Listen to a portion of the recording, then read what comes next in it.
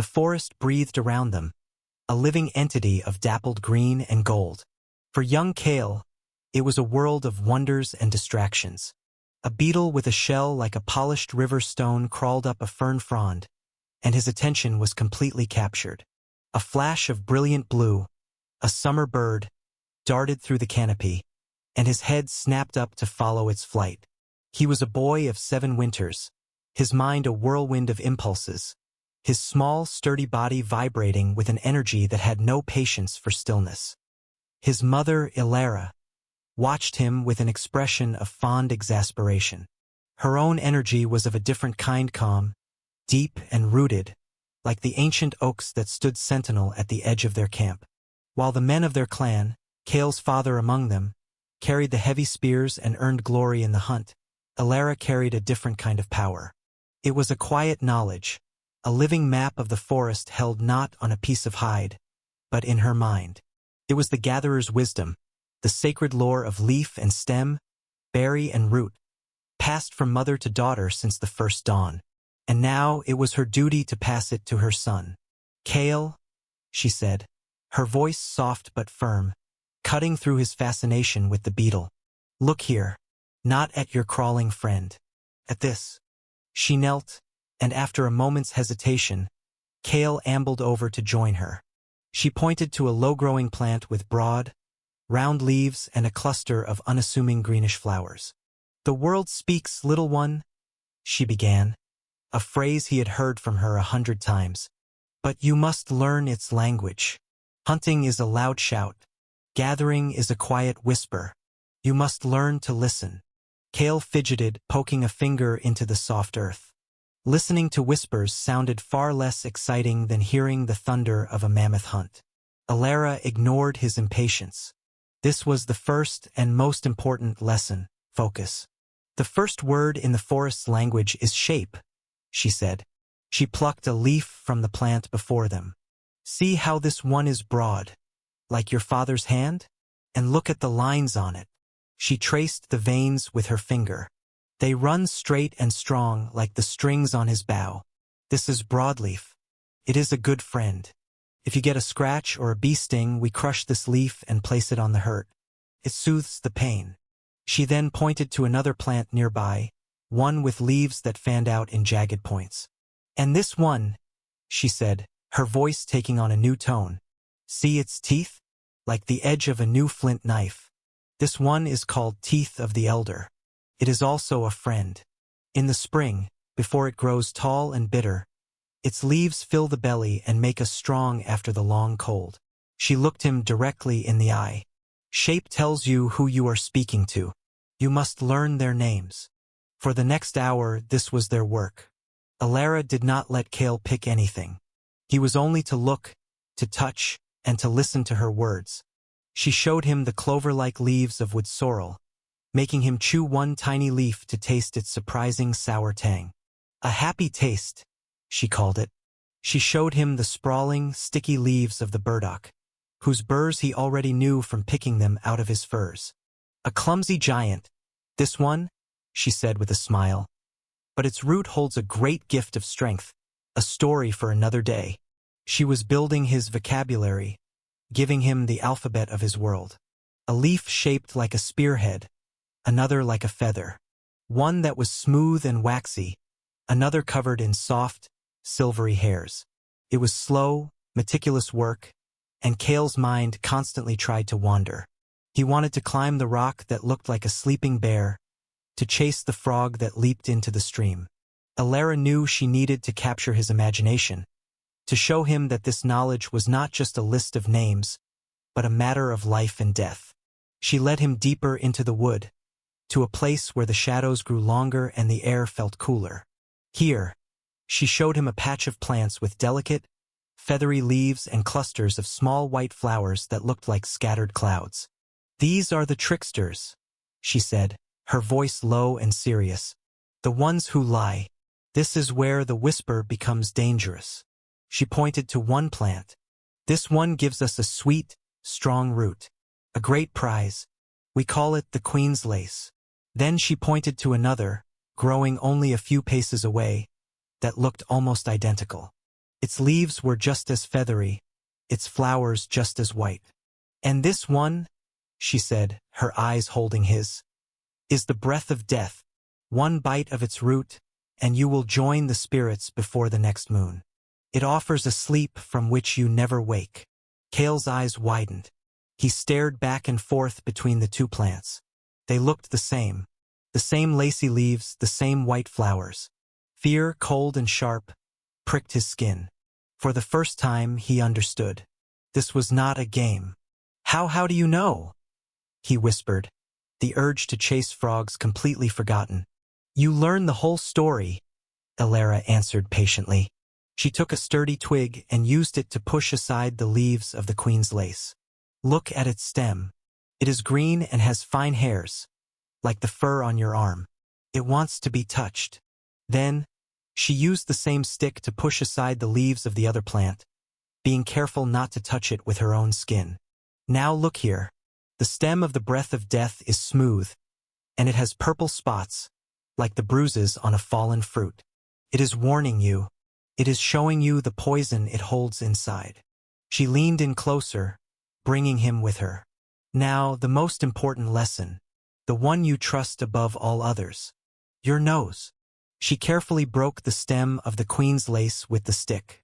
Clean, sweet, carrot-like scent filled the air. This, she said, is the smell of a gift, the smell of life. Then, with great care, she crushed the stem of the poisoned hemlock. A foul, acrid stench rose from it, a smell that made Kale wrinkle his nose and recoil. It was a smell of rot and wrongness. And that, Elara said, her voice a solemn drumbeat, is the smell of death. It is the forest shouting, go back. This is not for you. You listen to that shout, Kale. You always listen. She stood up and looked down at her son. He was pale, his eyes still fixed on the deadly plant.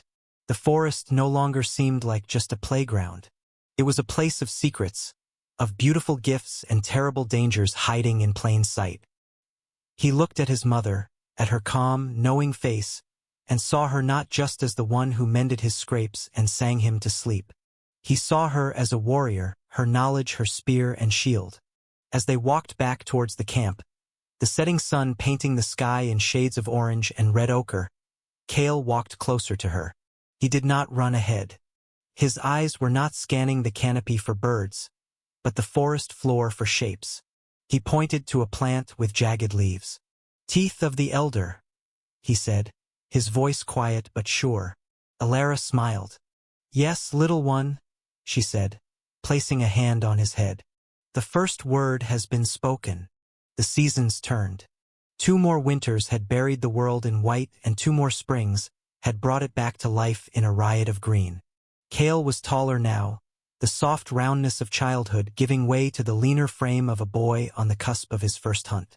The lessons with his mother had continued, becoming a cherished ritual that bound them together. He now knew the language of the leaves as well as he knew the path to the river. He could spot the difference between the edible berries and their poisonous cousins from 10 paces away. He had learned the full story of dozens of plants. But today's lesson was different. Today they were digging deeper. The leaves and berries are the gifts of the sun, Elara explained as they walked through the damp, misty forest of early spring. They are easy to see, easy to take. But the greatest strength, the most loyal friend to a hungry belly, lies hidden in the earth. Today we speak to the roots. This was a different kind of knowledge. It required more than observation. It required imagination and an understanding of the land itself. You had to see not just what was there, but what lay beneath. The forest shows you where to look, Elara said, stopping near a marshy hollow where the ground was dark and wet. A thick stand of tall, reed-like plants with distinctive brown, fuzzy heads grew there. What do you see? Cattails, Kale answered immediately. He knew them well. The boys used the dried stalks for mock spear fights. And what does the cattail tell you? Elara pressed. Kale thought for a moment. That the ground is wet. That the river is near. Good, she nodded. Its feet are always in the water. Cannot live on the dry hillside. The The land tells you where the plant will live. Now its gift is hidden. They waded into the cold, ankle-deep water. Elara showed him how to grasp the base of the stalk and pull, using his weight to lever the plant and its root system from the thick mud. Came up with a sucking sound, trailing long, pale rhizomes. She took her flint knife and sliced one open, revealing a white, starchy core. The plant stores its food here, she said. Its life for the next season. After a long winter, this is a gift of pure strength. We can cook it in the fire's embers until it is soft, or dry it and grind it into flour for journey cakes. Kale touched the starchy core, amazed that this muddy, tangled thing held such a promise of food. Their next stop was on higher, drier ground, an area of disturbed earth at the edge of the forest. The boars were here, Kale noted, pointing to the upturned soil. And what do the boars leave behind for us? Elara asked. Kale scanned the ground. His eyes, now trained, quickly found what he was looking for. A large plant with enormous, floppy, heart-shaped leaves and the dried, brittle stalks of last year's flowers. The clumsy giant, he said, a smile touching his lips as he remembered her name for it. Burdock. Yes, and we must know its age. A first-year plant has only leaves. A second-year plant, like this one, has spent its winter dreaming of its flowers. This is the time to ask for its root, before it spends all its strength reaching for the sun. The digging was hard work. The taproot was long and stubborn. They took turns with a sharpened, fire-hardened digging stick, chipping away at the compacted earth. Kale's arms began to ache, and he was tempted to give up. It would be easier to find a patch of sorrel. Patience, Elara counseled, seeing his frustration. The best gifts require the most work. The earth does not give up its treasures easily. Finally, with a last grunt of effort, Kale prized the root free. It was as long as his forearm, a thick, brown, ugly thing. But he knew from the feasts of past springs that, when roasted in the coals, its taste was sweet and satisfying. He held it up, a trophy from a different kind of hunt. The final lesson of the day was one of subtlety. They came to a shaded part of the forest, where moss grew thick on the rocks. Elara stopped and simply knelt, her eyes closed. Breathe, she whispered. What does the air tell you? Kale quieted his own breathing and inhaled deeply. He smelled damp earth, decaying leaves, and something else, a faint, spicy, peppery scent. He had smelled it before, when Elara added a few slivers of a gnarled root to their cooking pot, transforming a bland stew into something special. Wild ginger, he said. Your nose is learning to listen, Elara praised. She pointed to a patch of heart-shaped leaves on the ground. But look, these leaves look much like the leaves of other plants that offer no gift. Here the shape is not enough. The scent is the true name. The gift is small but powerful. It brings joy to the meal. As the sun began to dip towards the horizon, painting the undersides of the clouds in fiery colors, Elara stopped. She looked at Kale, her expression serious. Now it is your turn, she said. I am tired, and the water skin is empty. Go. Bring me something to soothe the thirst, and something to fill the pot for tonight. It was a test. Her gaze was steady, but he could see the pride and the hope in her eyes. She was not just asking him to find plants. She was asking him to prove that the knowledge was truly his. He nodded, his heart beating a little faster. He turned and walked into the forest alone. For a moment, a flicker of uncertainty went through him, but then he steadied himself. He was not alone. The forest was speaking to him, and he knew its language. He walked with purpose, his eyes scanning, his nose testing the air. He ignored the tempting red berries on a bush he knew would cause a bellyache. He bypassed a patch of mushrooms, knowing his mother had not yet taught him their complex and dangerous secrets. He thought of thirst, and his mind went to the sour, happy taste of wood sorrel.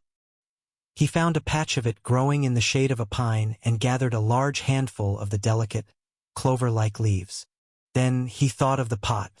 He needed something of substance. He made his way to the marshy hollow, his feet remembering the path. He found the stand of cattails and, choosing a healthy-looking one, expertly leveraged its roots from the mud. It was harder work without his mother's help, but he managed it. He returned to find Alara waiting, just as he had left her. He presented his findings, the muddy cattail rhizomes and the handful of bright green sorrel. He held them out, his hands trembling slightly. Alara did not shower him with praise. She simply looked at what he brought, and then at his face, streaked with dirt and effort. She took a few leaves of the sorrel and chewed them slowly, a small smile on her face. Then she took the cattail roots and nodded. "Good," she said. It was a single word, but it was filled with a universe of pride and love. "This will make a fine meal."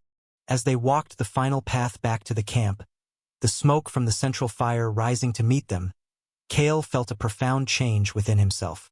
He was walking beside his mother, not behind her. The heavy cattail roots in his hand did not feel like a burden. They felt like a promise.